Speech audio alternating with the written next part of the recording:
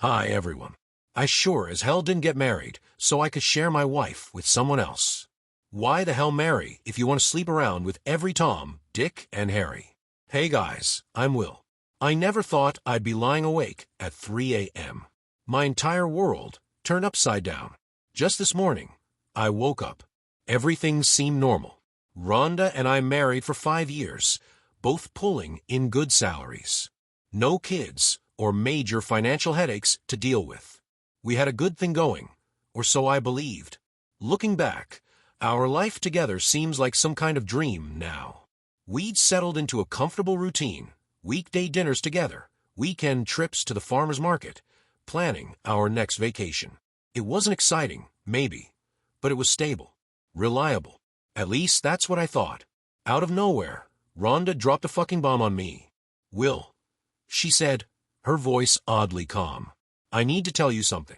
I've been having an affair. For a second, I was sure I'd heard her wrong. An affair? Rhonda. It didn't compute. But before I could even process that, she hit me with a second punch. I want to open up our marriage. I felt like I'd been struck by lightning. My ears were ringing. My vision blurred. This couldn't be happening. Not to us. Not to me. What the hell are you talking about? I managed to choke out. How long has this been going on? Rhonda tried to explain, something about feeling unfulfilled, about wanting to explore. I couldn't really hear her over the sound of my world crashing down around me. An affair, an open marriage. The words bounced around in my skull, each one a fresh betrayal. How could she do this to us? To me. I shut down her suggestion immediately. There was no way in hell I was agreeing to an open marriage. The trust between us was already shattered. How the fuck was sleeping with other people supposed to fix anything? As soon as I could think straight, I knew I needed help. Legal. This was way beyond anything I could handle on my own. I grabbed my phone and started searching for divorce lawyers. Found a few that looked promising and fired off some emails asking for consultations. It felt surreal, like I was watching someone else do it. Me, looking for a divorce lawyer. It didn't seem possible. Now here I am, hours later, wide awake and replaying every moment of that conversation in my head. Every word Rhonda said, every expression that crossed her face as she calmly dismantled our life together. Maybe I should have seen it coming. Maybe there were signs I missed, cries for help I didn't hear. But how was I supposed to know? I thought we were solid. I thought we were forever. Everything I thought I knew about my life, about my marriage, about Rhonda, it's all been turned on its head. Yesterday, I was a happily married man. Now what am I? Betrayed. Alone. Lost. The future I'd imagined for us. Growing old together, maybe eventually deciding to have kids, building a life. It's all crumbling before my eyes. In its place is this vast, terrifying unknown.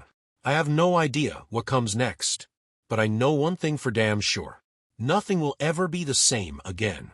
As the first light of dawn starts to creep through the curtains, I realize I've been up all night. I've got to go to work in a few hours. Act like everything's normal. How the hell am I supposed to do that? How am I supposed to do anything when my entire life is just imploded?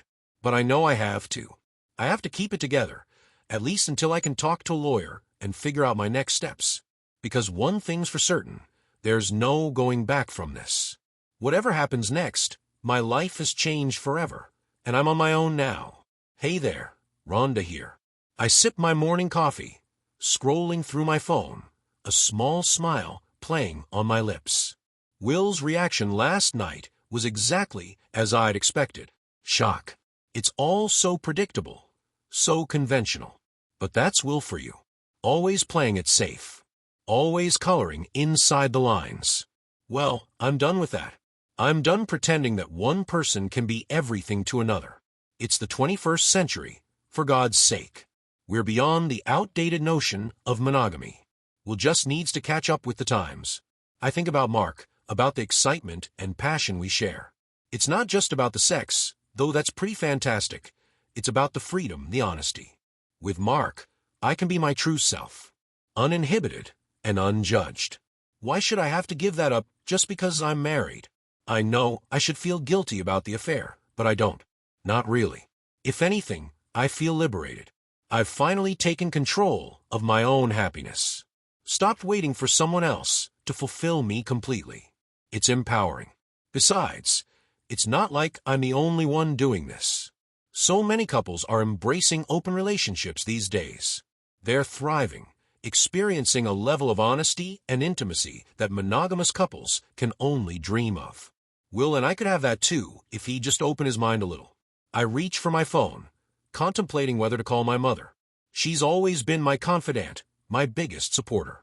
I know she'll understand. She's a modern woman too, always encouraging me to live life on my own terms. And Will's mom, she might surprise him. She's more open-minded than he gives her credit for. With their support, we won't be able to stay angry for long. He'll see that this is the best thing for us, for our marriage. We can be like those power couples you read about. Successful, open, living life to the fullest. I finish my coffee and start getting ready for work. As I apply my makeup, I catch sight of my reflection in the mirror. I look good, confident, happy. This is the real me, the me I've always wanted to be. And I'm not going back. Will might be struggling now, but he'll catch up. He always does. And when he does, our relationship will be stronger than ever. More honest, more open, more real. We'll be equals, truly partners in every sense of the word. I grab my keys and head out, already looking forward to seeing Mark later. As I drive to work, I can't help but feel excited about the future. This is just the beginning.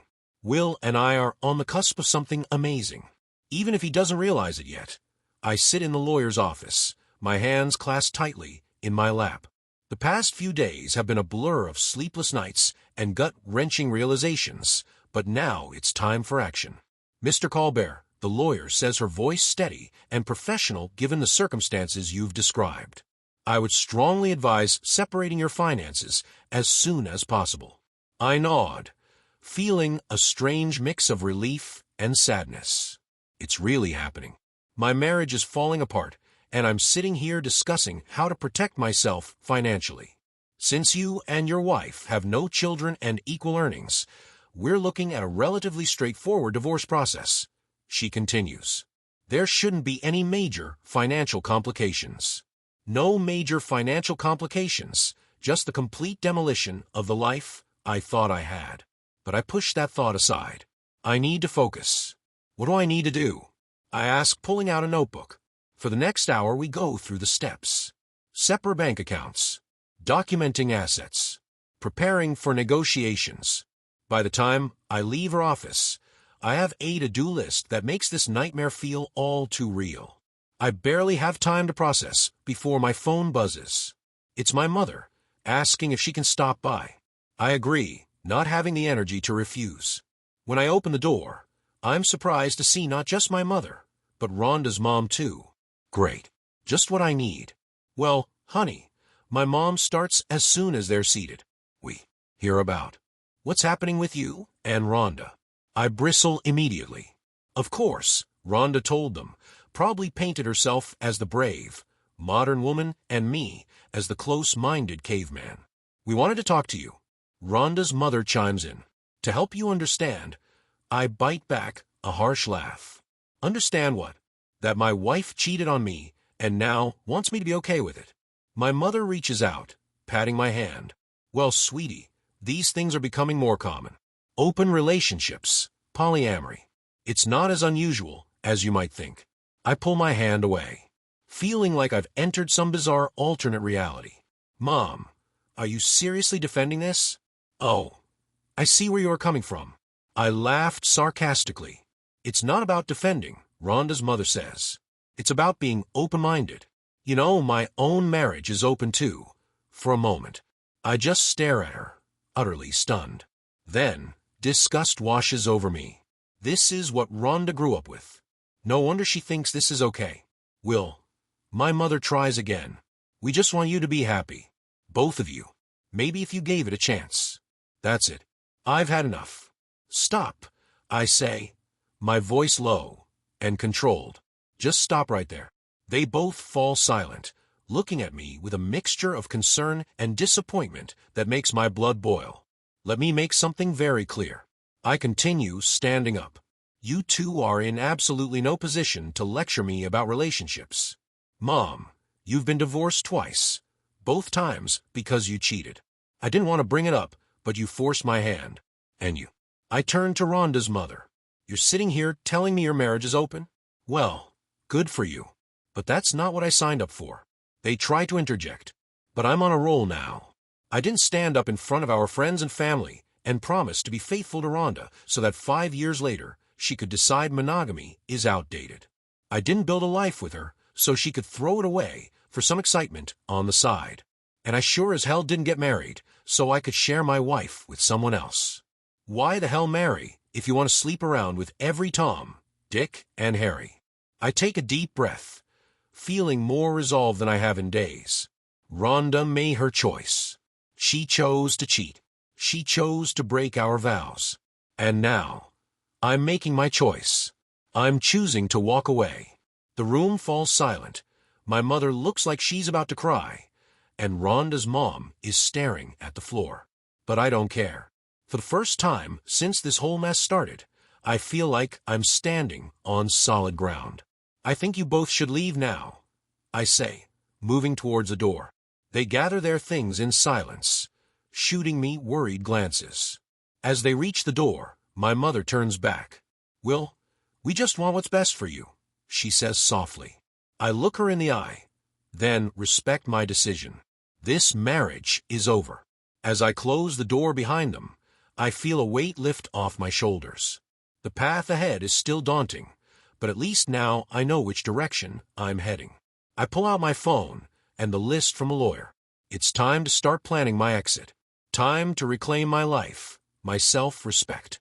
Rhonda may have shattered our marriage, but I'll be damned if I let her destroy me too. As I start making calls and arranging appointments, I feel a glimmer of hope for the first time in days. This isn't the end I wanted, but maybe, just maybe, it's the beginning I need. I slam my laptop shut, fuming. How dare he? How fucking dare he? Will's email about separating our finances sits in my inbox like a declaration of war.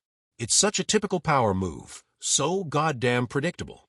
He thinks he can bully me into submission, force me back into his narrow-minded view of what our marriage should be. God, why can't Will see that? Why can't he understand that I'm trying to save our marriage, not destroy it? An open relationship could breathe new life into what we have. But no, he's too stuck in his antiquated notions of fidelity to even consider it. I sink onto the couch, my mind racing. Maybe Will just needs more time. Maybe if I stand my ground he'll come around. He has to. He loves me, doesn't he? Surely that love is stronger than his outdated moral code. And if he doesn't, well, I've got options. If Will forces this to court, I could win. I could show everyone that I'm on the right side of history here. Besides, it's not like I'm some helpless housewife dependent on her husband's income. I've got my own career, my own money. I'm every bit as financially stable as Will. He can separate our accounts all he wants. It won't change the fact that I can stand on my own 2 feet. The thought sends a little thrill through me. It's liberating, realizing that I hold all the cards here. Will might think he's punishing me by separating our finances. But he's really just freeing me to live my truth without guilt. And if he can't, well, that's his loss. I refuse to shrink myself to fit into his limited worldview. I'm done compromising, done pretending to be someone I'm not. Let Will have his little financial power play. Let him think he's won this round. In the end, I know I'll come out on top because I'm fighting for something bigger than money. Bigger than an outdated notion of marriage. I'm fighting for my right to be true to myself. And that's a fight I intend to win. I sit at my new desk staring at the email I've drafted. It's addressed to the HR department of Rhonda's company. My finger hovers over the send button as I consider the weight of what I'm about to do. My lawyer's words echo in my head. Workplace affairs often violate company policies. This could give you leverage in the divorce proceedings. It feels underhanded, almost dirty. But then I remember Rhonda's smug face as she told me about her affair or casual dismissal of our vows. My resolve hardens. She made her choice. Now it's time to face the consequences. I hit send. Days pass in a blur of work and legal consultations. I'm returning from a meeting with my lawyer when my phone buzzes. It's my mother. I consider ignoring it, but something tells me I should answer. Will. Her voice is tight with anger. What have you done? I take a deep breath. Hello to you too, Mom. Don't play games with me, young man. Rhonda just lost her job because of you. How could you be so vindictive? I feel my own anger rising. Rhonda lost her job because she chose to have an affair with a co-worker. That's on her, not me. She's devastated, Will. Her mother and I are with her now. We're coming over to talk some sense into you. Don't, I say, my voice cold. I'm not interested in anything you have to say. But the line's already dead. Great, just when I need a confrontation with the three horsewomen of infidelity. I pace my apartment, steeling myself for the upcoming battle. Sure enough, within the hour, there's a pounding on my door. I open it to find Rhonda, flanked by her mothers. Rhonda's eyes are red and puffy, but there's fury behind the tears. How could you? She spits, pushing past me into the apartment. You've ruined everything. I stand my ground, facing the three of them. I didn't ruin anything, Rhonda. You did that all on your own. This is beneath you, Will. My mother chimes in. I raised you better than this. I laugh a harsh, bitter sound. Better than what, Mom? Better than standing up for myself? Better than refusing to be cheated on and gaslight? We're just trying to help you see reason, Rhonda's mother says. There's still a chance to fix this, to be the bigger person. The bigger person. I repeat, incredulous. You mean like Rhonda was when she cheated on me? Or like you two were when you tried to convince me that her affair was somehow progressive and enlightened? Rhonda steps forward, reaching for my hand.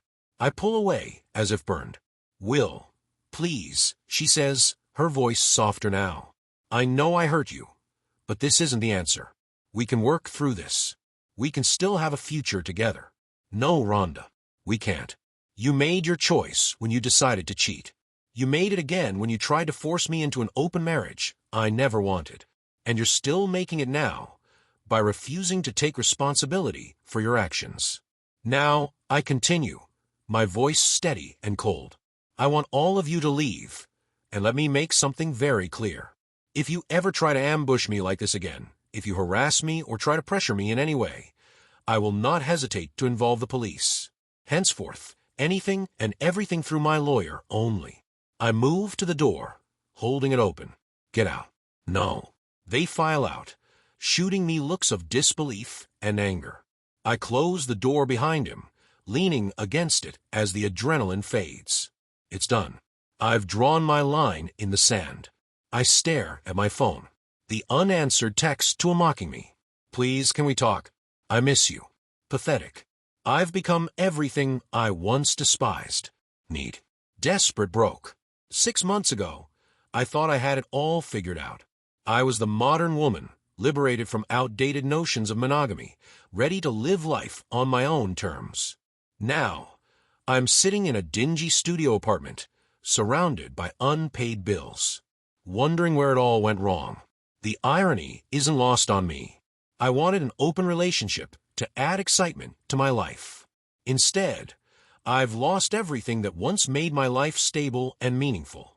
My savings account, once a source of pride and independence, now sits empty. Who knew how quickly money could disappear when you're unemployed and radioactive in your industry? Every job application feels like an exercise in futility. One Google search of my name brings up the affair scandal. I'm unhireable. And Mark, the man I thought was worth risking my marriage for, he bailed the moment things got tough.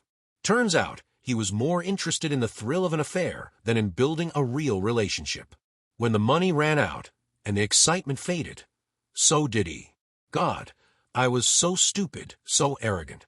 I thought I was above it all, above jealousy, above financial concerns, above consequences. I thought what would come around, that he'd see how enlightened and forward-thinking I was being. Instead, he saw right through me. He stood his ground while I floundered, secure in his integrity while I lost mine. I pick up my phone again, scrolling through old photos of Will and me, happy, smiling, in love. When did that stop being enough for me? When did I convince myself that I needed more?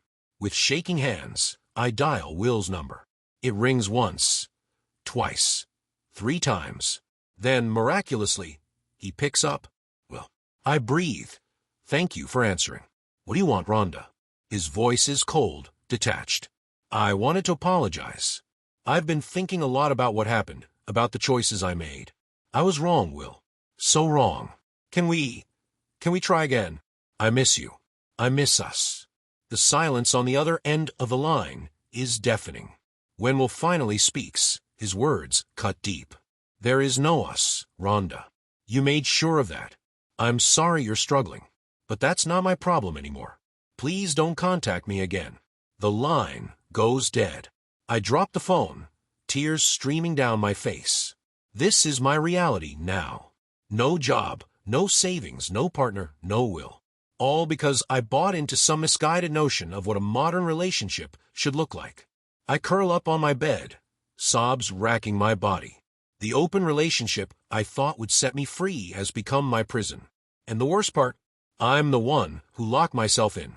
As night falls, I'm left alone with my regrets, wondering how I'll ever rebuild the life I so carelessly threw away.